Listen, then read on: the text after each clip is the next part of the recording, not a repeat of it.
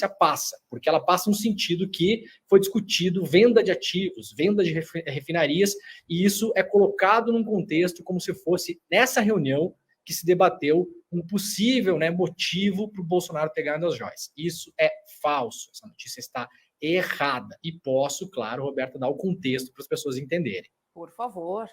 Então vamos lá. Gente, primeira coisa, a linha fina dessa matéria, que é depois do título da matéria, tem uma linha fina, né? A linha fina é o subtítulo, digamos assim. A linha fina diz o seguinte: documentos do próprio Ministério confirmam que joias apreendidas foram entregues na reunião. Não confirmam, esses documentos não estão na matéria do G1 e não está na ata, na íntegra, uma ata de 4 páginas que eu li de cabo a rabo, não se confirma nada disso. As joias, por enquanto, vamos ficar com a versão que a gente tem, foram entregues, e isso declarou o Bento Albuquerque e o subordinado dele também, foram entregues no hotel, no quarto de hotel, para o subordinado e para o Bento. Elas não foram entregues na reunião. Isso é a primeira coisa. Mas o importante é o seguinte: essa reunião, ela tem um antecedente. Bolsonaro, 2019, se reúne com o príncipe lá da Arábia Saudita. O que é que conversam nessa reunião? Isso não tinha vindo a público até agora, então vou falar pela primeira vez aqui, tá? Eles conversam sobre uma possibilidade do Brasil integrar a OPEP. Quem é que faz esse convite? O príncipe da Arábia Saudita convida o Brasil para integrar a OPEP. A OPEP é o grande cartel dos maiores produtores de petróleo do mundo, que define o preço do petróleo no mundo todo. O Brasil não faz parte desse grupo. O príncipe da Arábia Saudita convida o Brasil. Para quê? Claro que tem interesse óbvio da Arábia Saudita nisso. Se dentro da OPEP tem Arábia Saudita, tem Emirados Árabes, tem Kuwait, tem Rússia, tem Brasil, ora, tem muito mais força para ditar o preço do petróleo no mundo todo. Vira um mega de um cartel, né? O Brasil não faz parte disso. Aí o que acontece?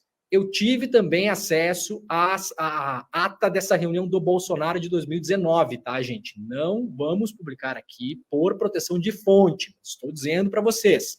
Eu vi esse documento, tá bom? Então, isso é a primeira coisa. O que faz o Bolsonaro quando volta ao Brasil? Primeiro, o Bolsonaro não se compromete com o príncipe em que o Brasil ia entrar na OPEP. O Bolsonaro é meio reticente, não fala nada, não diz nem que sim, nem que não, tá? Então, não tem nem na reunião do Bolsonaro de 2019, que não é essa da matéria, nenhum compromisso com isso. O que é que faz o Bolsonaro? Volta para o Brasil, pede para a Casa Civil montar um grupo de trabalho. Esse grupo é montado, um grupo de trabalho com Casa Civil, Ministério de Minas e Energia, Ministério das Relações Exteriores, Ministério da Economia e Secretaria Especial para Assuntos Internacionais da Presidência. Esse grupo se reúne em dezembro de 2021, discute a entrada do Brasil na OPEP e em janeiro de 22 manda um telegrama também secreto, que eu também vi e que também não posso mostrar, mas estou garantindo para vocês, eu li o telegrama, vi o telegrama.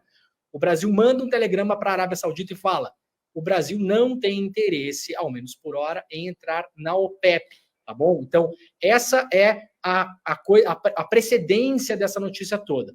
Por que o Brasil não entrou na OPEP? O Brasil tem uma série de questões, né? Tá tentando criar uma imagem no mundo de transição para a economia verde, etc. e tal, e o Brasil alegou, nesse telegrama para os árabes, em janeiro de 2022, que o Brasil, diferentemente da Arábia Saudita, dos Emirados Árabes, etc. e tal, não tem poder de fechar a torneira ou abrir a torneira do petróleo aqui no Brasil. Por quê?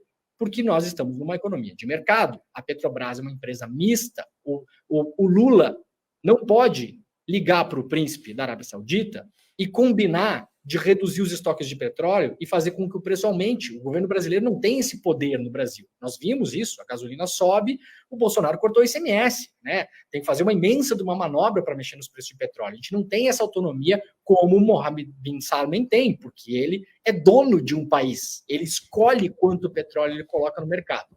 Aí vamos para a notícia do G1. O G1 coloca o seguinte: reunião que teve joias para Bolsonaro. Primeiro, não foi nessa reunião que as joias foram entregues. Foi no hotel, à noite, perto da meia-noite, no quarto do Bento Albuquerque e do seu subordinado militar. Então, isso já está errado. E aí diz que nessa reunião se abordou ativos da Petrobras. Não se abordou ativos da Petrobras nessa maneira, como se a gente fosse fazer um negócio nessa reunião, querer vender, querer dar para eles ativos. Nessa reunião isso não aconteceu. O que aconteceu?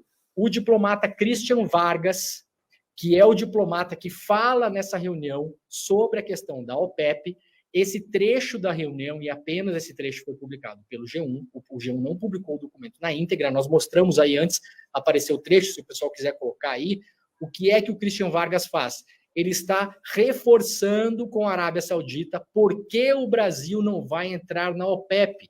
Então, diz o Christian Vargas, chefe da Assessoria Especial de Relações Internacionais, na reunião, o que vocês estão vendo aí é um trecho da reunião publicado pelo G1.